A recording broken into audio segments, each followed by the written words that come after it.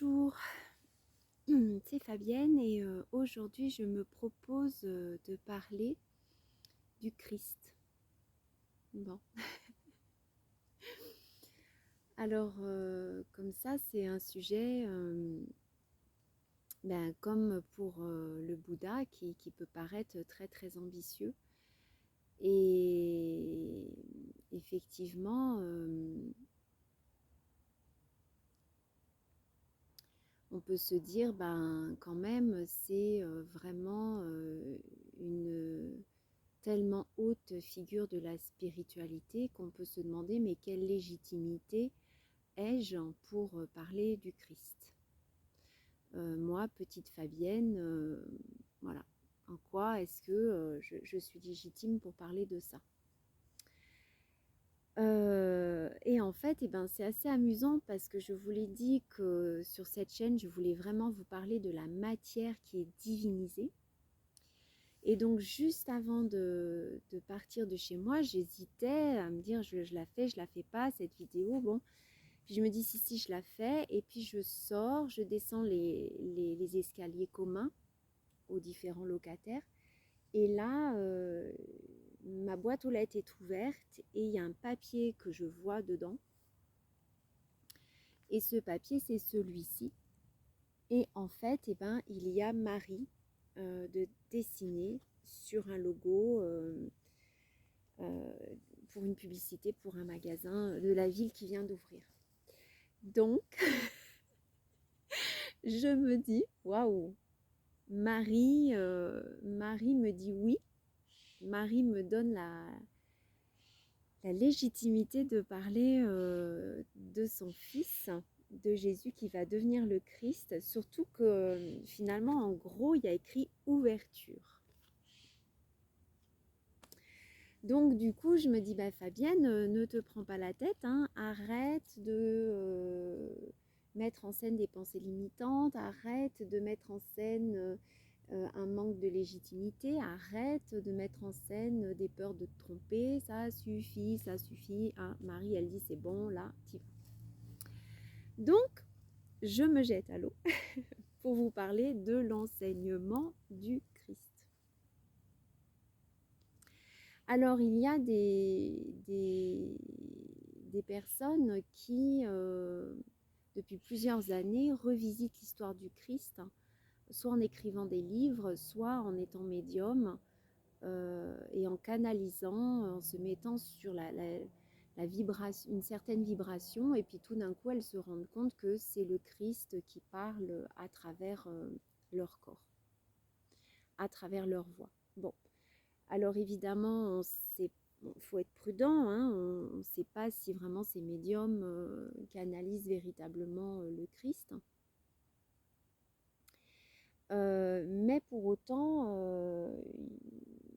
on peut quand même prêter une oreille et puis se dire, est-ce que ce qui est dit vibre en moi ou pas? Voilà, chacun a sa souveraineté, chacun a son pouvoir de décision, d'exploration. Et de se dire, est-ce que ce qui est dit, ça me parle? Qu'est-ce que ça m'apporte? Est-ce que ça m'enrichit? Est-ce que ça me fait grandir? Ou est-ce qu'au contraire, ça me maintient petit, ignorant, dépendant des autres, etc. Et auquel cas, c'est pas bon. Donc, moi, j'ai comme ça un petit peu lu des ouvrages sur le Christ, mais c'était il y a très longtemps, donc je me souviens de pas grand-chose. Et j'ai eu une éducation catholique que j'ai souhaitée moi-même. Mes parents étaient athées. Et c'était juste pour aller voir les copains, les copines. Et en fait, voilà, j'ai fait 1 an, 2 ans, et puis j'ai arrêté. Puis c'était très très tôt dans mon enfance, donc je me souviens de rien. Ou de pas grand-chose. En tous les cas, pour l'enseignement pur, réellement, je me souviens de pas grand-chose. Donc c'est pas de ça dont je vais vous parler. Je vais vous parler... non pas de l'histoire réellement de Jésus telle que la Bible la raconte, mais en fait du message symbolique que Jésus vient apporter. Jésus, il parle de quoi? Il parle d'amour. Il vient vraiment expliciter cet amour qui est disponible et qui fait que on va pouvoir se relier les uns les autres, arrêter les les guerres, arrêter les divisions et se retrouver tous ensemble autour de la vibration de l'amour. Alors il va y avoir plusieurs expériences dans la matière pour essayer de prouver aux humains que s'ils sont sur cette vibration, tout est possible. Donc il y a par exemple le fait de marcher sur l'eau, il y a par exemple la multiplication des pains avec l'abondance, etc., etc. Donc pour nous montrer qu'en fait on peut changer la matière, on peut la diviniser, on peut la modifier en fonction de notre vibration, de notre zone de paix ici. Évidemment que si on est sur une zone de peur, on ne va pas modifier grand-chose.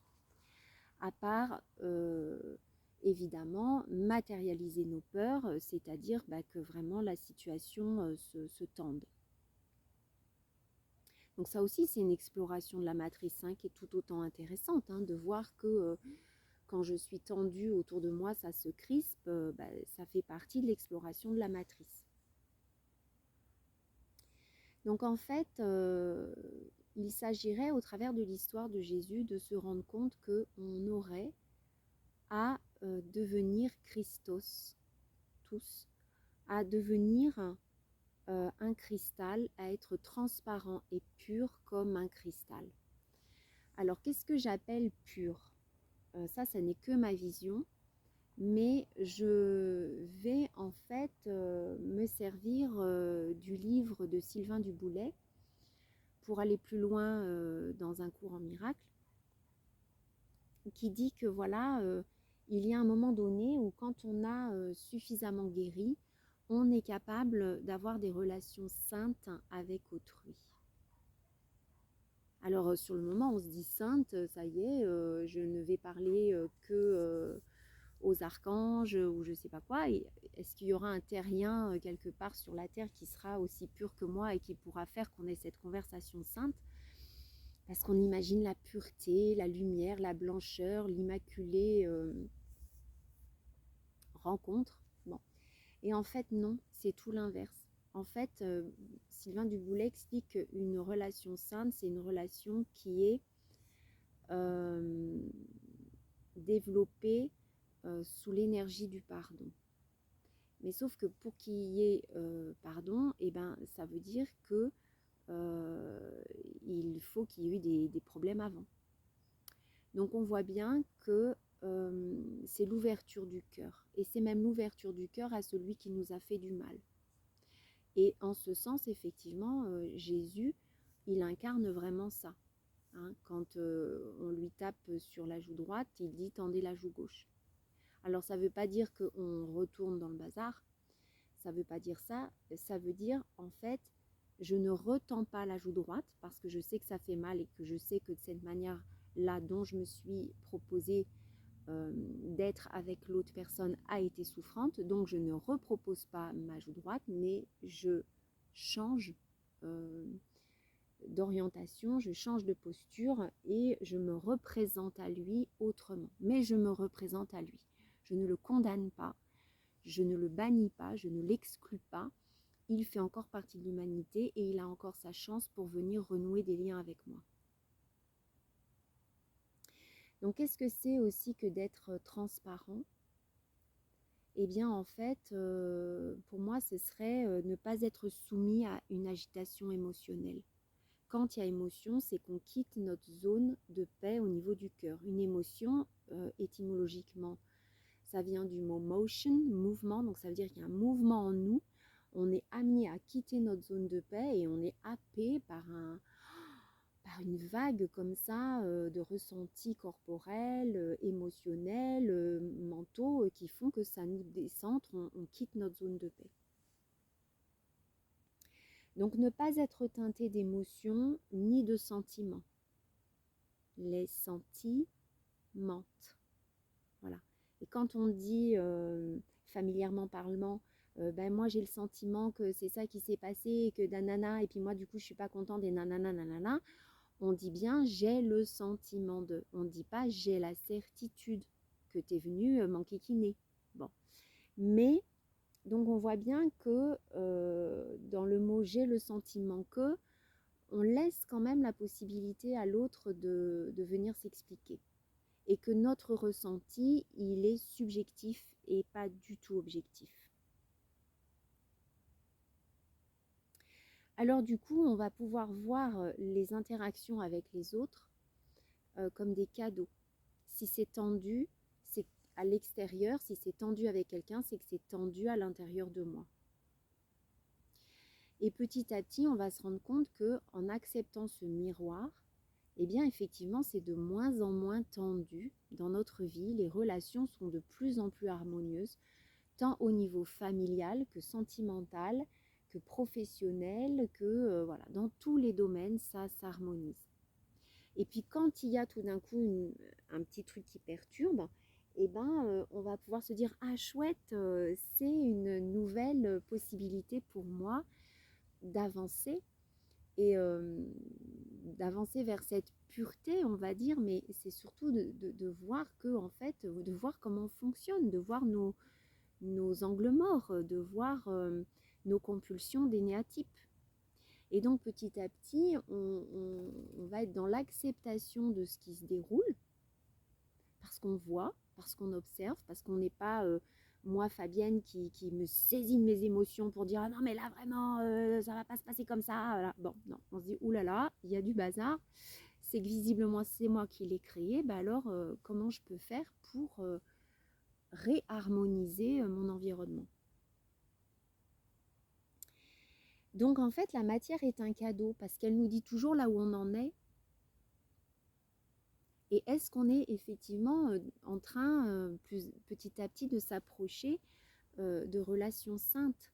Parce que par exemple, reprendre une relation avec une amie qui vous a blessé et puis tout d'un coup vous acceptez de reprendre le contact et puis cette personne, elle appuie encore très hypocritement euh, sur, euh, sur ce qui a dysfonctionné chez vous, mais qu'en même temps elle dit ah mais moi de toute façon j'ai rien à me reprocher, bon ben là ça peut pas être une relation sainte. Pardonner, c'est donner à chacun sa part de responsabilité. Donc une relation sainte, c'est quand les deux personnes sont vraiment alignées sur l'idée de se pardonner et de pardonner à l'autre et d'être honnête et sincère. Donc la matière est un cadeau. Elle nous dit toujours où on en est finalement dans notre ouverture de cœur, de manière à ce qu'on puisse aimer la vie, de manière à ce qu'on puisse respecter la vie. Aimer l'autre, quel qu'il soit, ça effectivement c'est le message de Jésus, respecter l'autre. Et en fait, Jésus, il est venu sur la terre placer une grille énergétique autour de la terre. Et donc c'était quelqu'un qui en fait savait exactement quelle était sa mission, ce par quoi il allait traverser et être traversé, notamment la flèche de la lance du Romain. Il savait qu'il fallait qu'il soit transpercé de manière à ce que son sang coule sur la terre pour pouvoir augmenter, élever le taux vibratoire de la terre et qu'un autre amour puisse émerger, un autre type d'amour, un amour plus profond, plus intense, plus lumineux, plus pur, voilà. Alors, soi-disant que Jésus ne nous a pas quittés, qu'il est parti dans l'intra-terre, bon, je ne sais pas, mais tant mieux de savoir si on est accompagné comme ça par vraiment des êtres qui incarnent une grande spiritualité et qui continuent à vibrer en nous leur message. Alors je voudrais vous parler d'une expérience que j'ai faite et je vous l'ai dit, hein, moi je veux vraiment vous montrer que la matière nous parle. Alors il y a une montgolfière qui est en train de s'activer au-dessus de ma tête, donc vous entendez le brûleur, hein, c'est l'ascension qui est en marche. Moi c'est trop drôle. Bon, et en fait,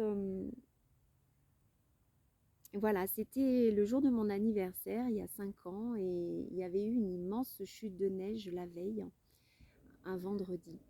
et toute la ville était immobilisée parce que c'est pas souvent qu'il y a 40-50 cm de neige comme ça du jour au lendemain.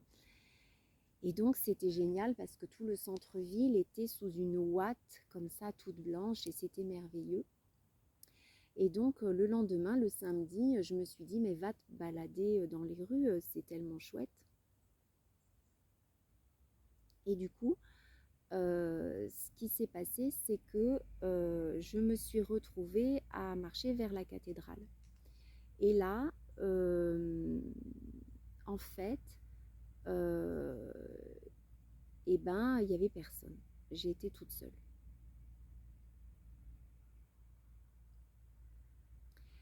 Alors, c'était assez